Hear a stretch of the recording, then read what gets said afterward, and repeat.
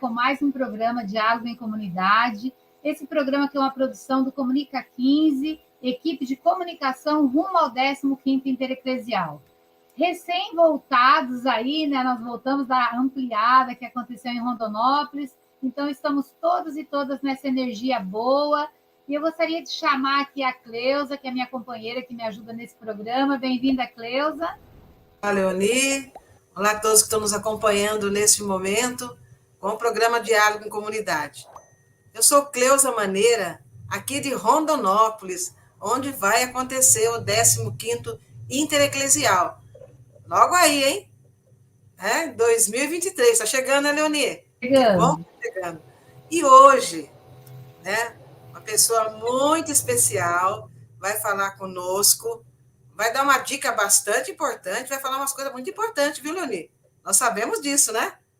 É o padre Ferrari de Campinas. Olá, padre! Como o senhor está?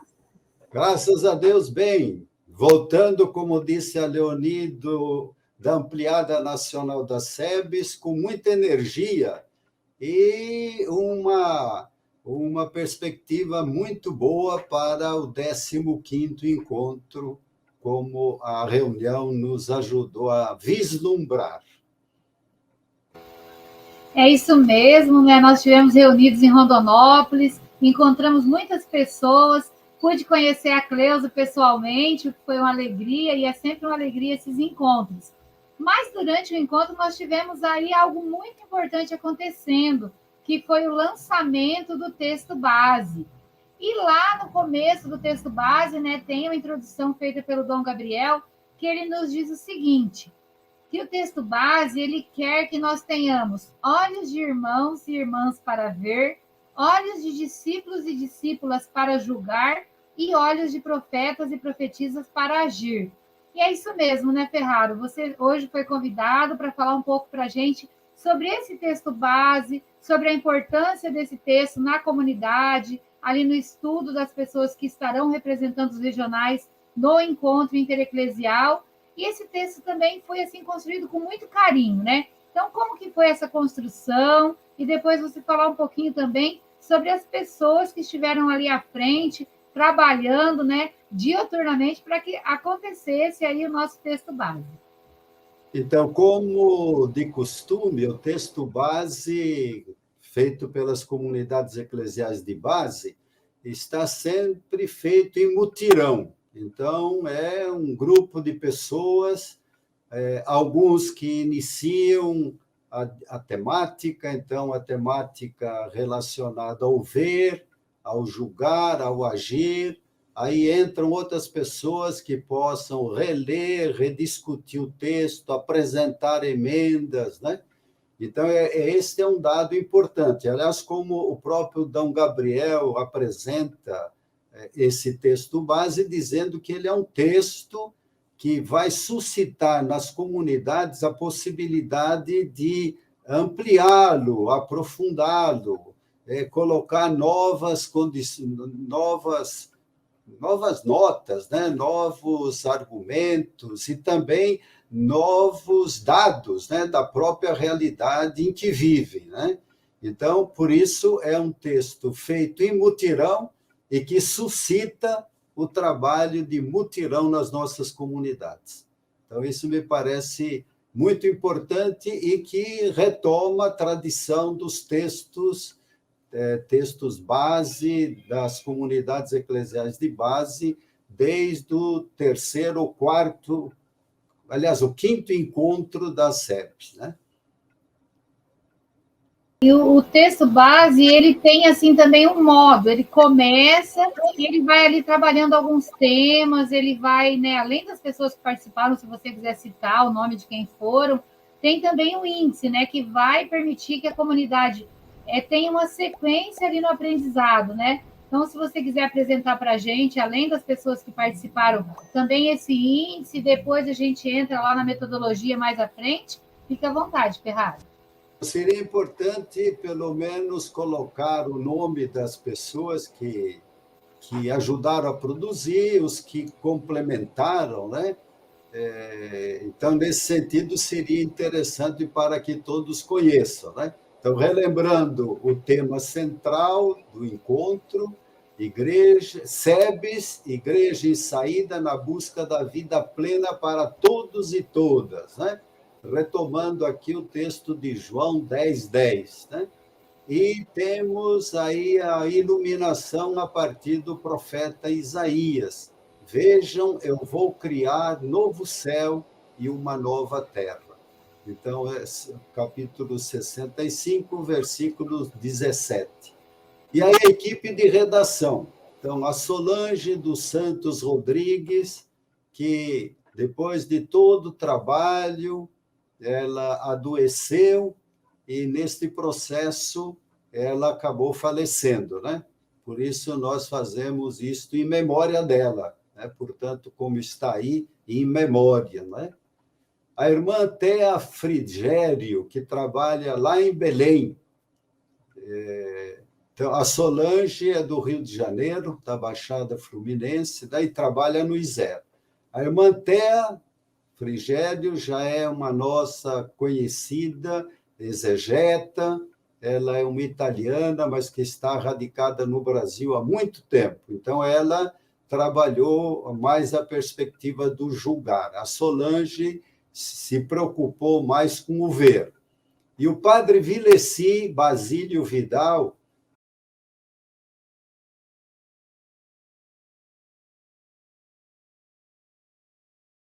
ficou responsável pela perspectiva do agir, né? E nós vamos ver também na apresentação, com a ajuda também do padre Manuel Godoy, né? Que ajudou também a articular, sobretudo, como nós vamos ver, as possibilidades de pistas para as comunidades, a partir da própria prática das comunidades, né? E também uma equipe que trabalhou na organização e na revisão dos textos, né? Então, o Celso Carias, o próprio padre Manuel Godoy, a Marilza Chuina, do Conselho Nacional dos Leigos e do Secretariado Nacional da SEBS. E a irmã Mercedes Budalês Dias, que também é exegeta e que trabalhou na correção e também na revisão do texto, né? E, além disso, tem todo o trabalho feito pela diagramação ampliada nacional. Eu penso que aí, sobretudo, temos que relembrar a mão da Marilza Chuina, né? Que foi uma das grandes incentivadoras, né? Então, o texto está sendo publicado, e a primeira edição é de janeiro de 2022. Então, a gente agradece, né, todas essas pessoas, né, que trabalharam arduamente para que a gente tivesse essa produção bonita, né, que é o texto, e que, como diz Dom Gabriel, será oferecido às comunidades para que elas possam aprofundar. Né? Então, e ele está muito bem organizado, né, Ferraro? A gente pode perceber que tem uma organização bem bacana que vai facilitar o trabalho da comunidade, né? No índice ali a gente já percebe, né, que ele vai seguindo uma lógica muito fácil para ser trabalhada e que vai proporcionar uma reflexão muito boa do tema, do lema e preparar as pessoas que estarão em Rondonópolis. Perfeito. Então, nesse sentido, eu acho que seria importante relembrar a dinâmica, então, do tema e do lema, né? Então, o tema escolhido está articulado com aquilo que a Evangelii Nunciandi do Papa Paulo VI produziu em 1975, né? Que afirma que evangelizar constitui, de fato, a graça e a vocação própria da Igreja, a sua mais profunda identidade. Então, é isso que é anunciar para todos a vida plena. E, do ponto de vista do nosso Papa atual, Papa Francisco, ele vai dizer de uma igreja em saída. Então, aqui eu cito a palavra do Papa na Evangelii Gaudium, né, na Alegria do Evangelho, número 49, é muito importante esta perspectiva. O Papa diz assim: saiamos para oferecer a todos e todas a vida de Jesus Cristo.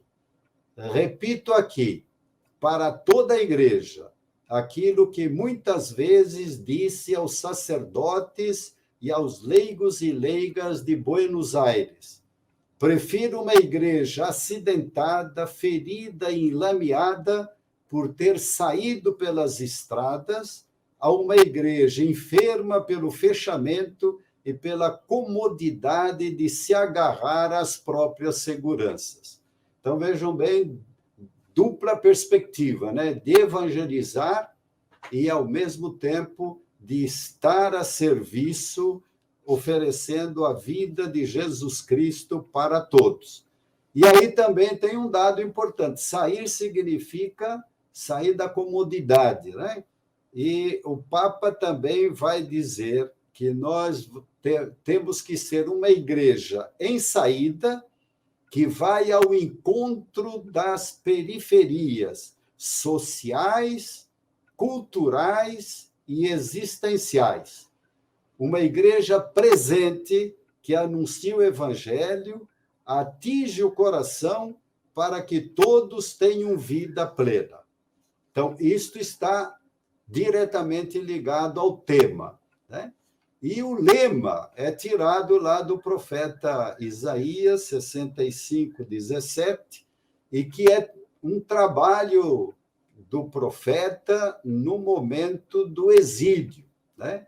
Então, um povo que sofre e que tem necessidade de ter uma perspectiva utópica de saída, né? E, portanto, esta perspectiva pode ser também articulada com a nossa realidade atual. Quer dizer, nós, no Brasil, grande parte da população vive como se estivesse no exílio. Exílio praticamente de tudo, né? Exílio do trabalho, exílio da terra, exílio da casa, exílio da educação, exílio da saúde. Então, esse tema aponta na perspectiva de anunciar o evangelho, novos céus e novas terras para as famílias, né? Então, aqui vem um dos grandes problemas que nós poderíamos refletir, né? O que significa novos céus e nova terra para os povos originários, né? Que estão sendo violentamente atacados, os negros e negras do nosso Brasil, os pobres em geral. Então, como falar de novos céus e nova terra para 15 milhões de desempregados e de desempregadas no Brasil? Ou para os 33 milhões de brasileiros que estão passando fome? Num país, como dizem os nossos bispos na mensagem ao povo brasileiro, num país que é o segundo maior exportador de alimento do mundo, né? Ter 33 milhões de brasileiros passando fome e 117 milhões que não têm soberania alimentar, né? Então, isso eu acho que é um dado extremamente complexo, né? Aliás, aquilo que a gente discutiu na ampliada em Rondonópolis, né? Quer dizer, o próprio Mato Grosso é um grande produtor de alimentos, um grande produtor de carne, né? E, no entanto, muita população ainda continua sem possibilidade de comer. E, além disso, né, nós estamos com mais de 670 mil mortos, né, pela Covid. Então, o que significa anunciar novos céus e novas terras para todo este povo que está sofrendo, né? Vítimas das políticas de desamparo que nós estamos vivendo. Então, esta é a perspectiva do tema, né? Vamos dizer, elementos fundamentais que o tema e o lema do 15º poderão nos ajudar na compreensão do que estamos vivendo e também apontar pistas, né, para que, de fato, a vida seja plenamente vivida por todos e todas. Exatamente isso, hein, Padre Ferrari? O senhor estava dizendo, né? Como criar um novo céu, uma nova terra, com um país tão lindo que nós temos, né? Com tanta fartura, né? que nós temos, e pessoas passando fome. Tem hora que não dá para entender muito, não, né? Como criar esse novo céu, uma nova terra. Mas nós vamos chegar lá, né? Chegamos lá. A nossa igreja vai chegar lá. E o texto base traz assim uma metodologia de trabalho, né? Muito bonito. Então, falar um pouco sobre essa metodologia que vocês estão usando nesse texto aí, né? Desse texto base. Perfeito. Eu acho que isso é importante porque é um método, né, que está alicerçado por uma filosofia, uma pedagogia, e aqui tem também toda a dinâmica da ação católica, né? É um texto que, quer dizer, um método que está presente na ação católica desde a década de 40, 50, né? E nós vamos ver um texto onde o Papa João XXIII, na encíclica Mater et Magistra, né? Quer dizer, mãe e mestra, aponta para a compreensão deste método. Acho que vale a pena a gente ler esse texto do Papa, porque ele nos aponta esta dinâmica, né? Do valor da importância desse texto. Então, ali, vejam bem como o Papa fala, né? Não sei se todos poderão ler, mas é um dado que a gente pode encontrar. Esse texto está publicado em várias editoras, né? Então, vejam bem o que o Papa falou em 1961, né? Então, tem muita gente que diz que este método é marxista, e, na verdade, é um método que assume uma prática e uma forma teórica de compreender da própria igreja, né? Nesses 50, 60 anos, né? Então, vejam bem como o Papa diz, né? Para levar a realizações concretas os princípios e as diretrizes sociais, passa-se ordinariamente por 3 fases: estudo da situação, a apreciação da mesma à luz desses princípios e diretrizes, exame e determinação do que se pode e deve fazer para aplicar os princípios e as diretrizes à prática, segundo o modo e no grau que a situação permite ou reclama. São os 3 momentos que habitualmente se exprimem com as palavras seguintes. Então, ver, julgar e agir. Então, isso dito em 1961. Aí o Papa completa: convém, hoje mais que nunca, convidar com frequência os jovens a refletir sobre esses 3 momentos e a realizá-los praticamente na medida do possível. Deste modo, os conhecimentos adquiridos e assimilados não ficarão neles em estado de ideias abstratas, mas torná-los-ão capazes de traduzir na prática os princípios e as diretrizes sociais. Então, vejam bem, o texto base vai nos propor isso. E, mais recentemente, nós vamos encontrar esta afirmação no documento de Aparecida. Então, mais próximo de nós, né? 2007. Então, vejam bem como o texto de Aparecida aponta. Muitas vozes vindas de todo o continente ofereceram contribuições e sugestões nesse sentido, afirmando que este método tem colaborado para que vivamos mais intensamente nossa vocação e missão na Igreja, tem enriquecido nosso trabalho teológico e pastoral e, em geral, tem nos motivado a assumir nossas responsabilidades diante das situações concretas de nosso continente. Este método nos permite articular de modo sistemático a perspectiva cristã de ver a realidade, a assunção de critérios que provêm da fé e da razão para o seu discernimento e valorização com sentido crítico e, em consequência, a projeção do agir como discípulos missionários de Jesus Cristo. A adesão crente, alegre e confiante em Deus Pai, Filho e Espírito Santo, e a inserção eclesial são pressupostos indispensáveis que garantem a eficácia deste método. Então, vejam bem, é uma experiência que já tem mais de 60 anos, 70 anos às vezes, e que podem nos ajudar, como o documento de Puebla nos aponta. Então, e aí, então, que vem todo o trabalho do texto na perspectiva do ver, do julgar, alguns afirmam também hoje discernir, né? o que a palavra de Deus nos aponta, os ensinamentos da doutrina da igreja, sobretudo a doutrina social, e, finalmente, o agir, o atuar, que é, como diz o texto de Puebla, fundamental para que, de fato, o método não paire no ar, né? Mas que chegue à realidade para produzir vida.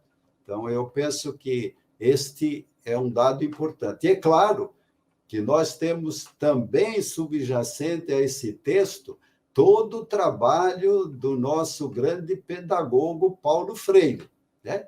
Paulo Freire, que trabalhou muito, muito proximamente deste método, né?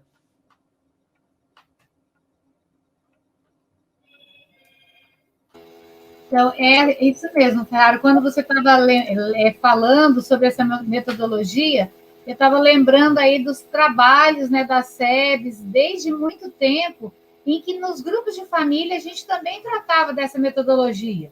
Então, assim, esse ver, esse julgar, esse agir, fazia com que a comunidade olhasse ali para aquele local, para os desafios que ela estava vivenciando, né? Que a luz da palavra de Deus e dos profetas ela iluminasse e já criasse uma ação. Então, assim, se perguntasse por que isso acontece, né? Não era naturalizar o sofrimento, não era naturalizar a falta daquilo que acontecia na comunidade, do trabalho, da comida, né, dos direitos, mas era sim se unir em comunidade e lutar por tudo isso. E no texto base, né, nos apresenta assim o ver como a realidade que nos interpela. No ver apresenta-se a realidade. No julgar, um olhar bíblico, teológico, pastoral, iluminando a realidade, horizontes da esperança. E o agir, no agir a gente vê, né, o agir das comunidades eclesiais de base na criação do novo céu e da nova terra. Então, esse agir já serão as comunidades se unindo, né, fazendo esse rio convergir, né, os rios que se encontram, né, o rio ali do pequeno que se encontra com o rio maior, mas que forma esse novo céu e essa nova terra, né? Então, eu gostaria que você falasse um pouquinho mais sobre esse texto, que a gente está vendo aí a capa do texto base, realmente muito bonita, um trabalho primoroso das pessoas que colaboraram e que está para chegar na comunidade. Então, quando chegar, realmente faça um estudo, se reúna em comunidade, porque está belíssimo e que vai ser de grande importância para a nossa caminhada esse estudo. Então, você falasse um pouquinho mais sobre esse texto base, o que vai encontrar ali nas leituras, nas reflexões.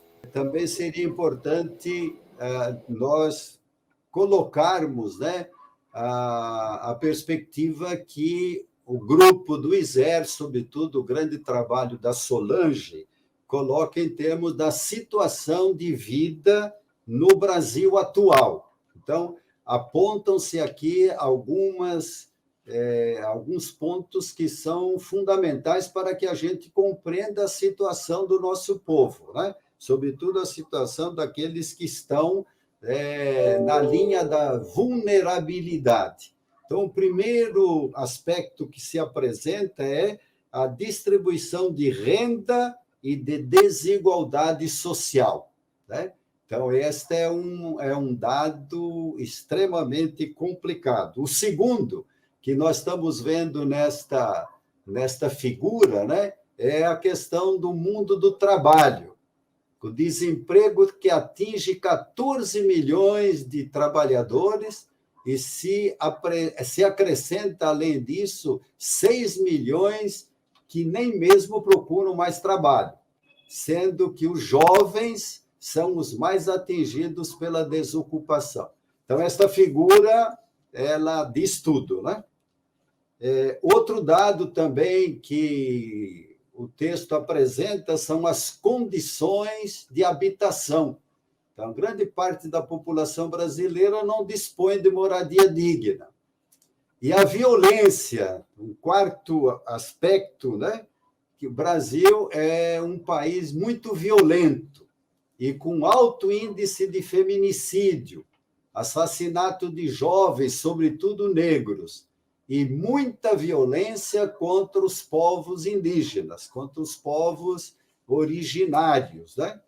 Então, este dado, vejam esta figura, né?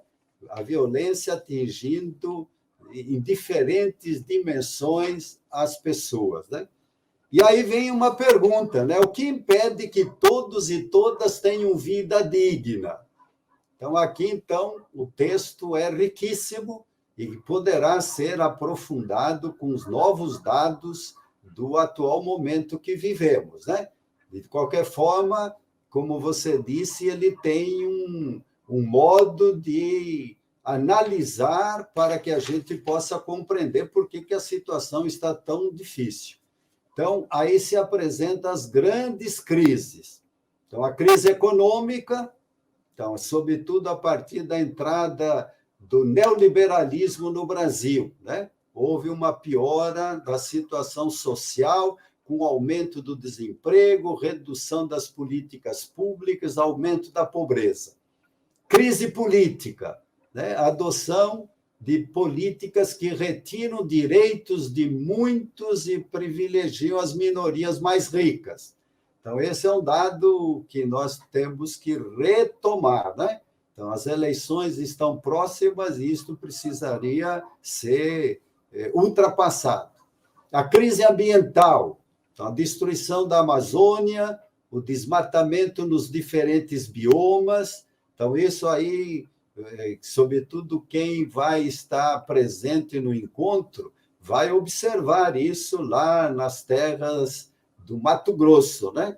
Nós que saímos de avião, a gente passa horas em cima e você não vê mata, você não vê gente, né? Você só vê aqueles campos ou de soja ou, dizem em alguns lugares, de milho, né?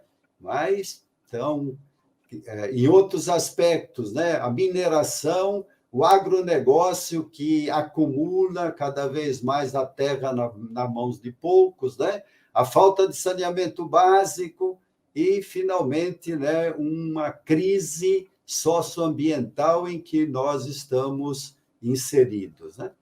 E, nesses últimos tempos, então, de uma forma agravada pela pandemia, a crise sanitária, né?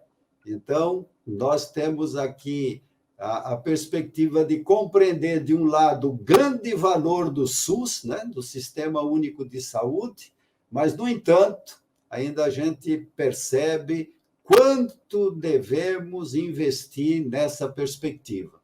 Então, estas são crises que apontam, vamos dizer, para uma realidade imediata, né? Agora, o texto ele nos obriga a olhar para trás, entende? Né? Para que a gente possa compreender. Então, ali, o texto aponta três grandes questões relacionadas àquilo que a gente chama os dados estruturais, né? Os dados estruturais. Então, o primeiro é o projeto de desenvolvimento colocado no Brasil, onde se apresenta, sobretudo, a questão do crescimento econômico, do crescimento do produto interno, mas que isto não é socializado. Então, aí compreendemos aí a implementação do Estado mínimo.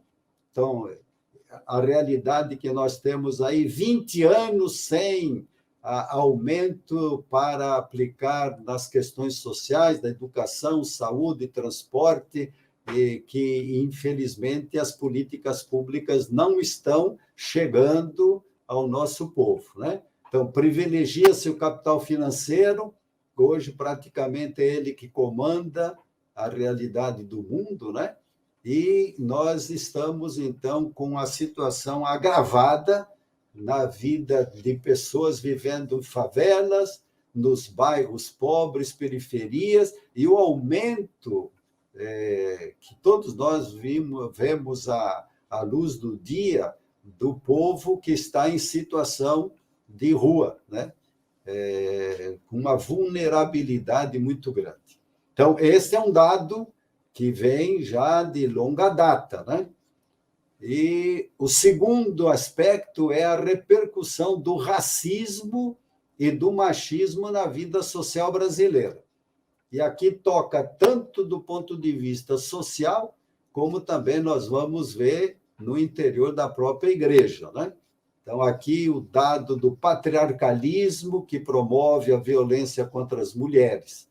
E aí a dinâmica também da violência contra as pessoas com identidade de gênero e orientação sexual diversas daquela que é hegemônica, né?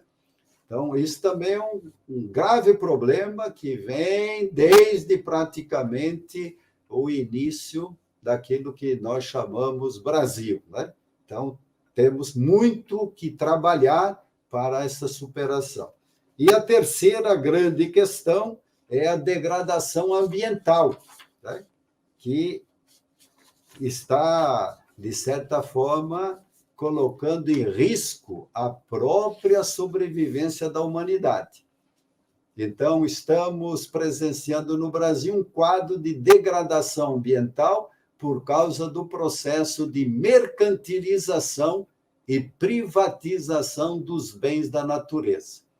Então, hoje, por exemplo, Pedro de Oliveira, ele fala que o capitalismo atual é um capitalismo que tenta esgotar todos os elementos da natureza. E, com isso, estão também inseridas as vidas dos povos indígenas, quilombolas, camponeses, ribeirinhos, que são os que mais sofrem, né?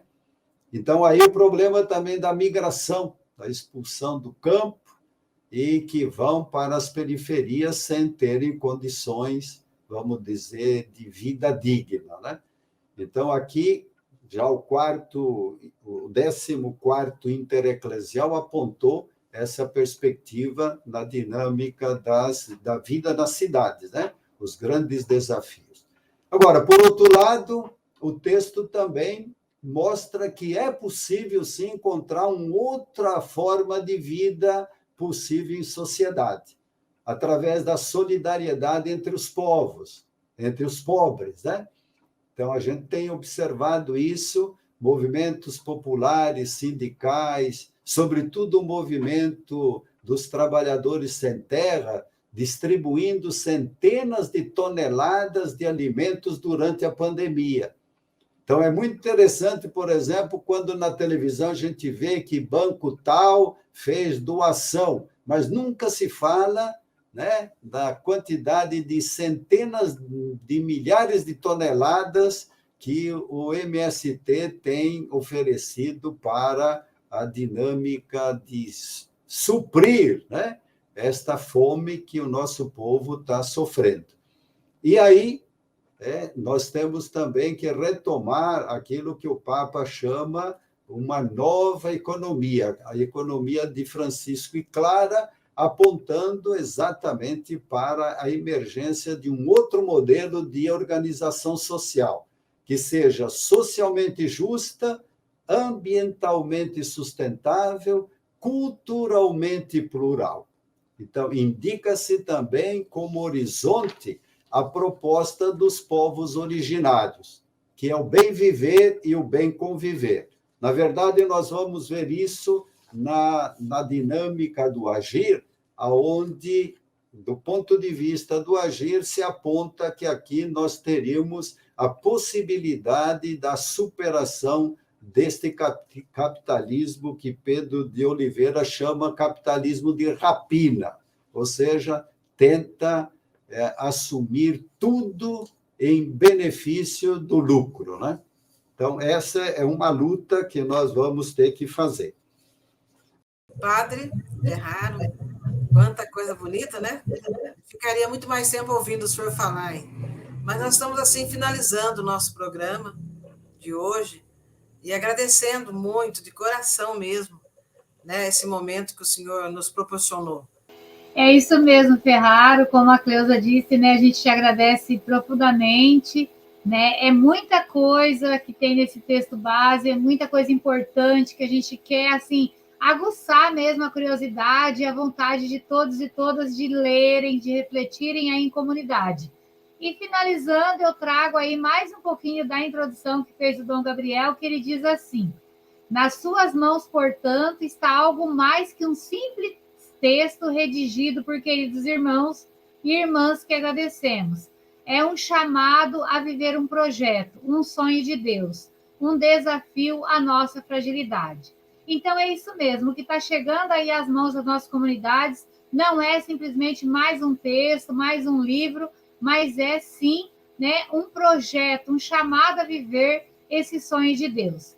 E é nesse desafio que a gente encerra esse programa, convidando a todos e todas aí a aprofundarem na leitura, na reflexão do texto base, porque o nosso encontro ele já está acontecendo, né? Esse novo céu e essa nova terra já está aí no meio de nós, nas mãos de cada um e cada uma. Então, que Deus abençoe a todos, abençoe você, Ferraro, a Cleusa, Frei Zeca, que está aí nos ajudando, toda a equipe do Comunica 15. Quem nos acompanha, né, não esqueça de compartilhar, fazer esse programa chegar aí nas comunidades e nos encontraremos, então, no próximo domingo. Até lá.